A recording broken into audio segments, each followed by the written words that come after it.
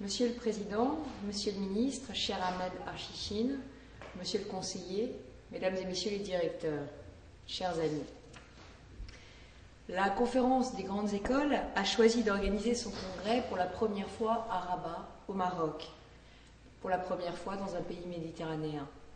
À l'heure où les regards de la France, les regards de l'Europe sont tournés vers l'Union pour la Méditerranée, je ne puis que me féliciter de ce très bon choix. Avec la tenue du congrès à Rabat, les acteurs de l'enseignement supérieur lancent un signal fort à leurs interlocuteurs marocains. Les grandes écoles, comme vous le savez, sont en France un pilier du système d'enseignement supérieur, où elles accueillent dans des filières d'excellence près de 10% des 2 200 000 étudiants que compte notre pays. Cette excellence de formation, elle est reconnue et elle place régulièrement nos écoles au premier rang de tous les classements internationaux et encore tout récemment celui du Financial Times.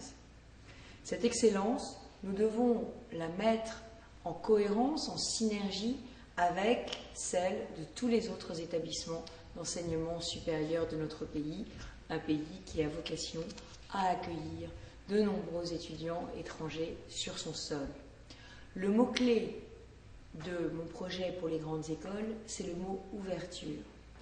Ouverture au monde, bien sûr, et c'est tout l'objet de votre congrès, votre colloque de Rabat, mais ouverture au monde universitaire aussi, aux universités.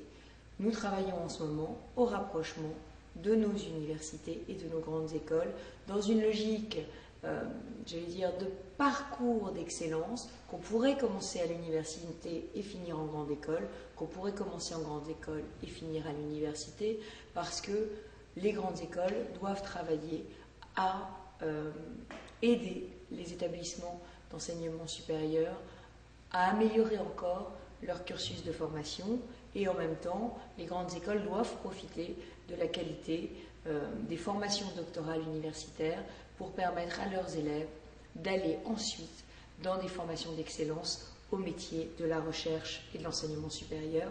Je souhaite attirer vers ces métiers de la recherche et de l'enseignement supérieur à l'avenir les meilleurs d'une génération et donc un certain nombre d'étudiants qui aujourd'hui sont dans les grandes écoles. Ouverture sociale aussi, parce que nous savons que l'un des problèmes aujourd'hui des grandes écoles françaises, c'est peut-être, j'allais dire, l'origine identique de l'ensemble de leurs étudiants. Et nous savons qu'aujourd'hui, dans les entreprises, dans l'administration, la diversité des cadres fait la richesse du projet qui est porté et de l'intérêt à la fois des entreprises et de l'administration.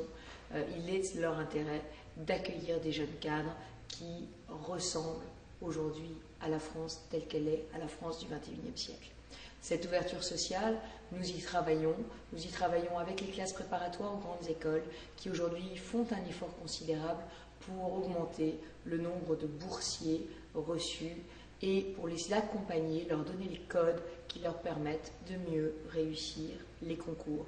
Je souhaite que les étudiants des grandes écoles soient aussi très impliqués dans le coaching, dans l'encadrement, dans le tutorat des jeunes en difficulté, dans les lycées des quartiers les plus sensibles et aussi dans les lycées à classe préparatoire qui accueillent ces jeunes des quartiers sensibles. Je crois que c'est tout un pays qui doit essayer de faire émerger les talents d'où qu'ils viennent et notamment ceux de la France, de la diversité.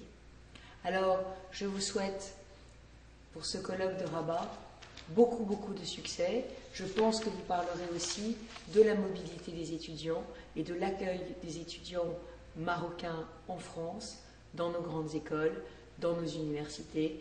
Et je souhaite que ces liens de mobilité qui font de la France l'un des principaux pays d'accueil des étudiants étrangers se renforcent. Alors, bon courage pour vos travaux, pour vos réflexions sur ce beau thème de l'ouverture. À très bientôt.